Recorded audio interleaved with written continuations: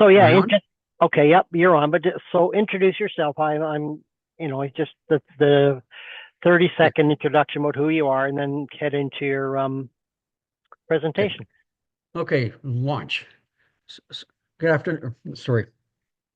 Today we're going to talk about heat pumps. My name is Ed Brost, and I'm an associate with the Bowman Center for Sustainable Energy. And today, in about heat pumps, we're going to talk about why all the fuss, and we're going to talk mostly about what are they and how do they work, and then we'll touch on a little bit about why you might be interested in having one of these things. So let's start with why all the fuss. Heat pumps are not new. The heat pump was invented, the concept at least, in the mid of the last century. It's almost 200-year-old technology. Heat pumps as machines used to heat buildings and spaces were in common use in the 1920s and continue to be, especially in Scandinavian and Northern European countries.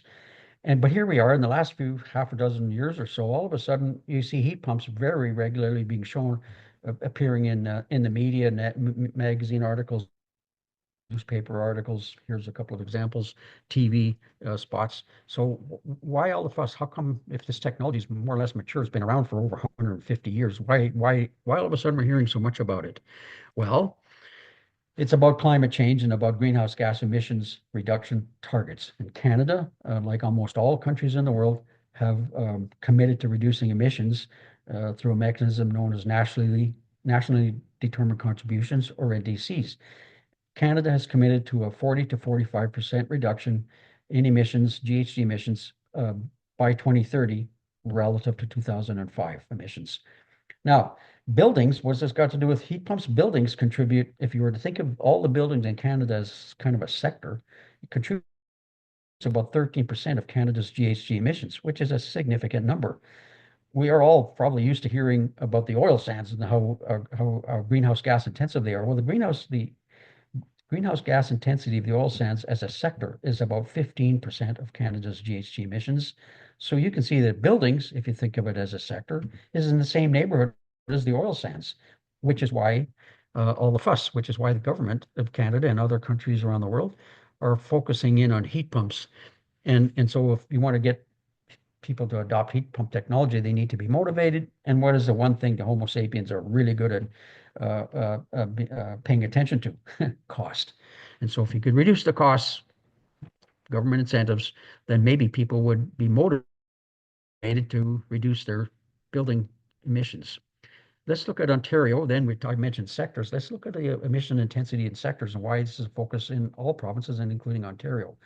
The blue bar here represents emissions from the electrical energy generation sector. And you can see that there was a dramatic drop in the middle of the last decade, and that's because Ontario got off coal. If you look at the orange sector here, that's transportation, and it's tend to be drifting down, more to do with vehicle efficiency than anything else. And here's buildings right at the same line as industrial emissions. So this is, again, why the fuss going after Ontario, or sorry, emissions in Canada. This slide was put together by an organization called Electrify Now. And don't get too focused on the numbers. Just take a look at the size of the bars, the message that's being conveyed here, because the numbers are very loose. If you were heating your home with furnace oil is pretty expensive, and it would cost you notionally a couple of $1,000s a year. And there's a huge big green bar showing that the expense, and it's carbon intense. It's between 6 and 10 tons per year per house emitted from a home heated by, on average, heated with using furnace oil as a fuel. If you were to convert that furnace oil house to electric heating, and again, this depends on the province and time of day, and the electric baseboard heater will probably save you a little bit of money, not a lot, but a little bit, and your emissions will go down a little bit from somewhere in the neighborhood of say 6 to 10 down to 5 to 8 tons per year. Natural gas looks like a pretty good deal here compared to these other two. You're going to significantly reduce your fuel costs because natural gas is kind of like close to cheap or close to free. And its emissions are very low compared to the carbon burden. The carbon intensity of burning gas is about half of what it is for oil. And depending on how the generation of electricity is generated, it's in the same kind of in the same ballpark as electricity. Look at the heat pump. It also uses electricity. And so your electricity costs will go up a little bit compared to natural gas. But look at your emissions.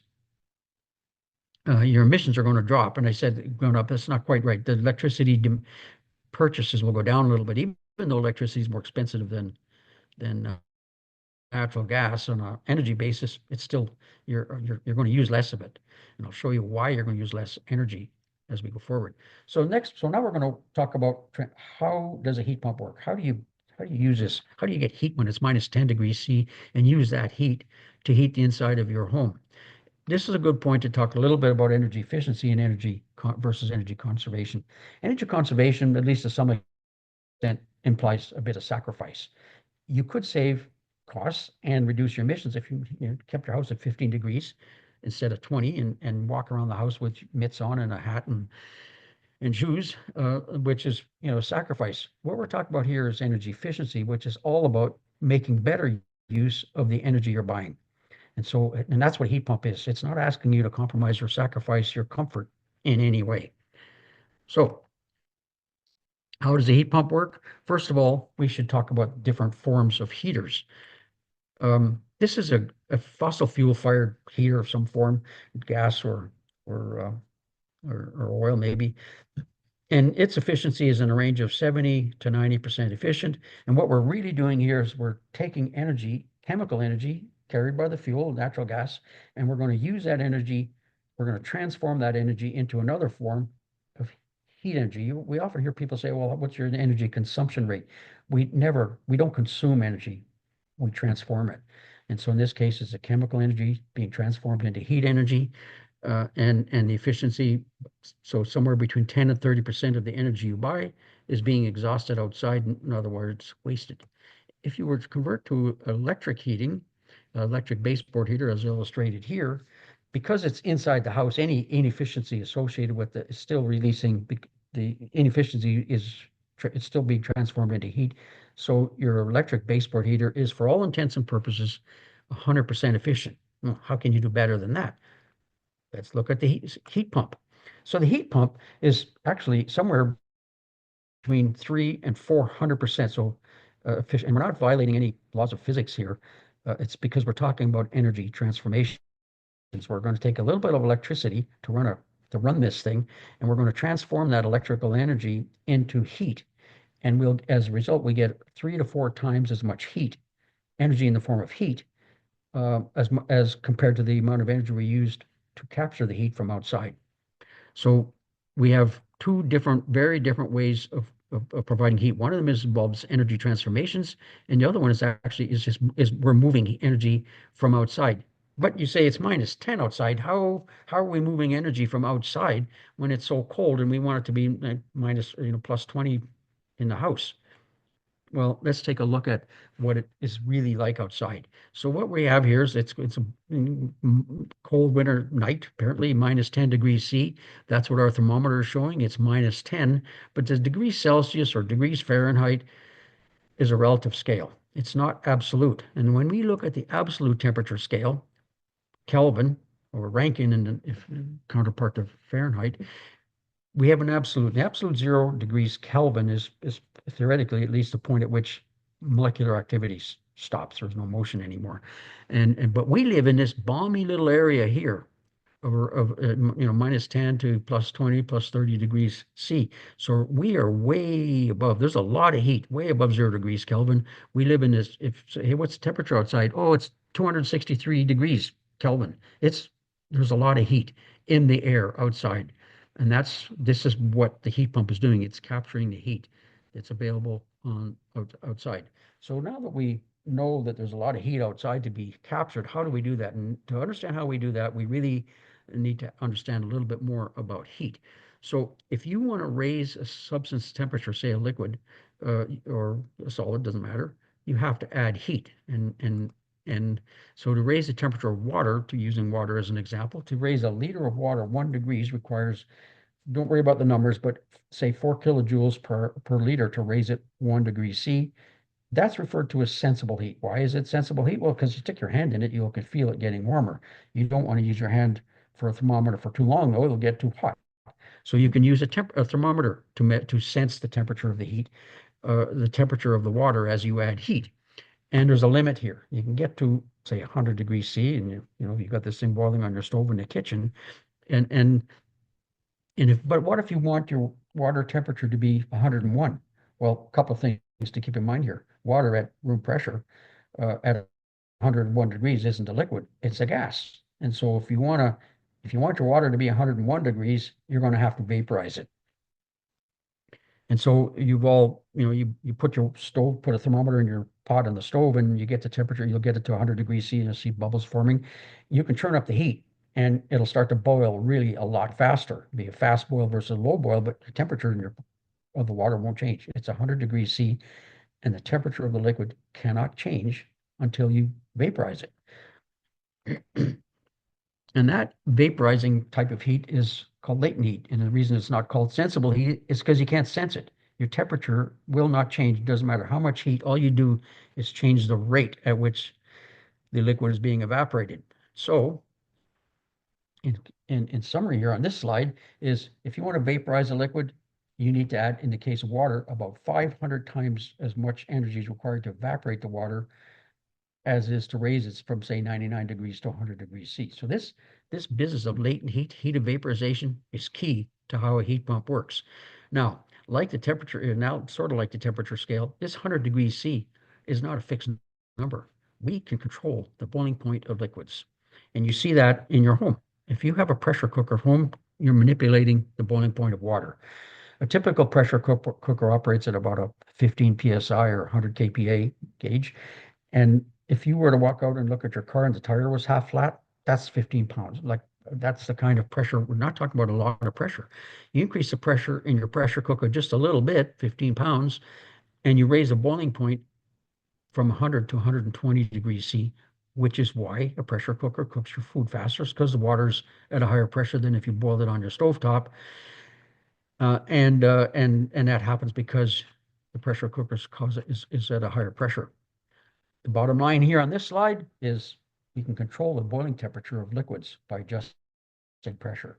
Now, we don't use, well, actually, water is used as a refrigerant in some industrial cases, but normally it isn't. We use a class of chemicals referred to as refrigerants, and the particular refrigerant that we use for most applications, domestic, is something called a refrigerant referred to as R410A.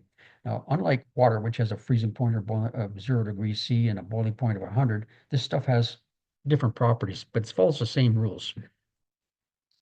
The boiling point of R410A is minus 50 degrees C. So if you had a liter of, if you had some R410A in this room, and this room is at, say, 20 degrees C, this would not be a liquid. It would be a superheated gas.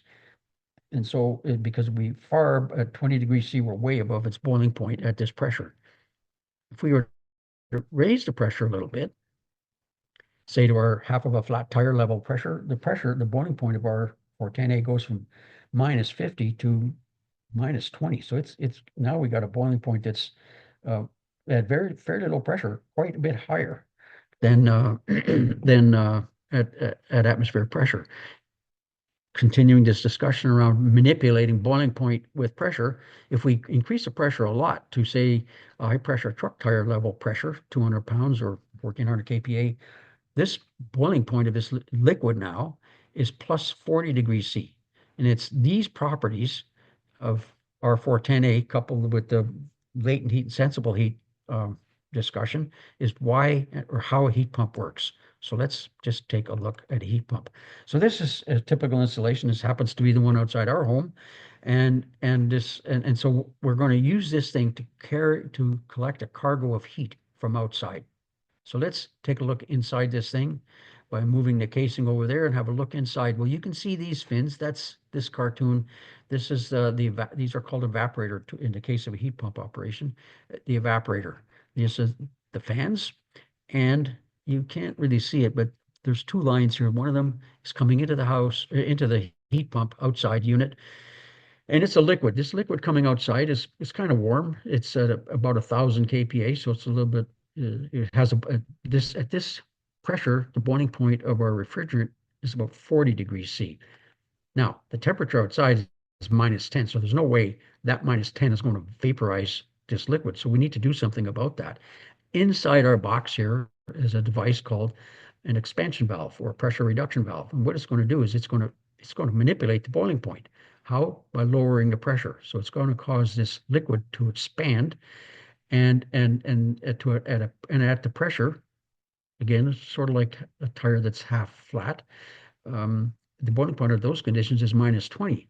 Well, with this boiling point, this outside air is a balmy -10. There's loads of temperature driving force, if you like, to fully vaporize this liquid in this condenser. And so that's what's going on out here.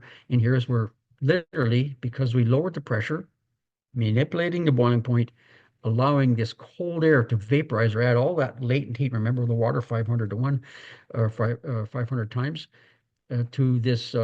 And so out of this thing, out of these fins or evaporator comes a gas. Now this gas, because this air is -10, is -10 degrees C, and it's at a relatively low pressure, 125 kPa. That's not so. This gas has picked up the cargo of heat. Unfortunately, it's too cold. So what are we going to do? We're going to raise the temperature. We're going to add some sensible heat to this gas, and we're going to do that using a compressor. Now, if you've ever blown up a bicycle tire with the hand pump, you may have noticed that the pump gets hot. And it's not because of friction in the pump. It's because as you compress a gas, it gets hot. And so our compressor is going to be bringing in electricity, a little bit of electricity, and all it's trying to do is add a bit of latent heat, sensible heat to the gas. And so this is where this efficiency thing comes in. We're adding sensible heat instead of latent heat, which is done here. And the only electrical input is out of these fans. And so now what we've done is we've raised the temperature of our gas to about 50 degrees C, and we've raised the pressure to 1400 kPa, or high pressure truck tire level pressure. And by doing that, we've manipulated the boiling point again. We've raised the boiling point from -20 to +40. So that's what's going on in the outside unit here. Let's take a look at the inside unit. So this is now called the condenser in the house. Down here, we have a natural gas furnace with its fan, and so it's not running. It's just simply the air handler for the house air. And we see two pipes coming in. This black pipe is an insulated pipe, and that's carrying the high temperature, high pressure gas at 50 degrees C. And this is the return line going back out to the outside unit, carrying relatively high pressure liquid at, say, 30 degrees C. Let's take the casing apart like we did before and have a look inside what's going on. Well, in here we have another set of fins, but instead of being an evaporator, these are same kind of fins, though. It's the condenser. And what we have is the air handling unit blowing cold air, say 20 degrees C air into this box. And we have our hot gas coming in and being exposed on the other side of the metal fins, this cool air. And what's that going to do? Because 20 degrees C is way below the boiling point, so it's going to cause this refrigerant to condense. So quite literally, inside this condenser, it's raining our refrigerant. It's being cooled, turned into a liquid, and then as a result, it's given up its heat, that cargo of heat from outside and it was 40, so the air going into your home was 30, maybe a little warmer than that, 30 degrees C to heat your home. We have this liquid now, it's at 30 degrees C, and it's going outside back to the outside unit. So that's the evaporator outside, the condenser inside. Let's put the whole thing together and see what it looks like as a system. So what we have is our liquid coming out. It's going through that magic expansion valve that's inside this box to lower the pressure and the boiling point. It's coming out of this evaporator outside as a cool gas, 125 kPa, and it's because the outside air is -10, this is more or less -10 as well. Goes into the compressor. The compressor heats the gas, raises the pressure, and so we have a loop, and it goes around in circles like that. The stuff goes out, picks up its cargo of heat, liberates it in the house, releases it into your home, and goes back again for another loop. So that's how the heat pump works. Let's talk about for a minute or two just why might you be interested in buying a heat pump? Well, there are at least two drivers. One of them, economics. Can we save a little bit of money doing this? And the other one is about your GHG footprint. So the first one, let's take a look at our heat pump versus a conventional furnace when we talk about economics. So we're looking at energy costs here. Heating oil is no nominally 20 cents a, you can convert a liter of fuel oil into energy. Kilowatt hour is an energy term. It actually is a, when you work out it, is a joule. So heating oil is 20 cents a kilowatt hour. Electricity is about 10 cents a kilowatt hour. Natural gas is very cheap. It's mostly 4 cents a kilowatt hour. So it looks like, oh, fuel cost for this thing is way cheaper. Let's go to the furnace. Well, before we go there, let's look at the efficiency here. 10% of what you're buying here in terms of heating oil or gas is going to be wasted, maybe more. So it's going to go out. And so these numbers might be a little bit higher. But when you look at your heat pump, remember I said at the beginning that the heat pump, because we're going to take a little bit of electricity and we're going to use that to capture out heat that's available for free outside. And in doing that, it's 3 to 4 times as efficient. So when you correct the systems for efficiency, the net effect is that the energy input cost is about 2.5 cents a kilowatt hour, which means that your heat pump is actually running, it uses less energy because it's more efficient. How does that translate into real dollars? Well, a friend of mine, John Ward, has carried out a fairly rigorous analysis of his own home heating costs before and after he put in ASHP, refers to air source heat pump. And so in the winter months, he has found that he's saving about $70 a month on energy costs. So heat pumps, he's going to use more electricity because he's running a heat pump and using less gas because he has a heat pump. He doesn't need the gas. And the net effect of energy is about $70 a month for the winter months. And then when you consider the shoulder, spring and fall, this annual savings is about $600, almost $600 a year. So there is a little bit of money to be saved here by running a heat pump compared to in Southern Ontario, a natural gas furnace. So that's the economic argument. What about our personal GHG footprint? Maybe you just want to do your part. So again, this is about energy efficiency. We're not asking you to be freezing in the dark at all. It's just about making better use of the energy that you're buying and having less emissions. And so you can ask yourself, what's rhetorical question, is it our responsibility to reduce our own emissions? Or we'll just be a free rider and expect people in other countries to reduce their emissions more than what they need to meet the global emission targets. If you think that we have some responsibility, you might want to think about what does it mean in the context of the rest of the world. Well, Canadians on average, about 17, 18 tons of CO2 equivalent per person each year, 17 tons of CO2.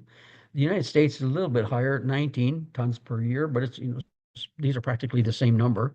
If you were to go to take a look at Australia, they're quite a bit better than us, 16 tons per year. Germany and China, Germany, same kind of climate that we have, northern China for sure, but they're only emitting 9 tons of CO2 per person. Look at Spain at 6 tons per person. The global average, which includes a lot of southern countries and developing countries, as well as northern countries, the global average is 5. So there seems to be room for Canadians to do their bit.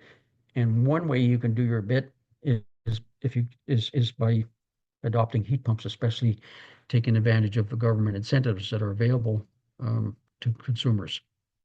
So that's our story on heat pumps. If you are interested in more information or you want to communicate with us about this topic, you can feel free to go to bowmancenter.com and contact us. Thank you very much.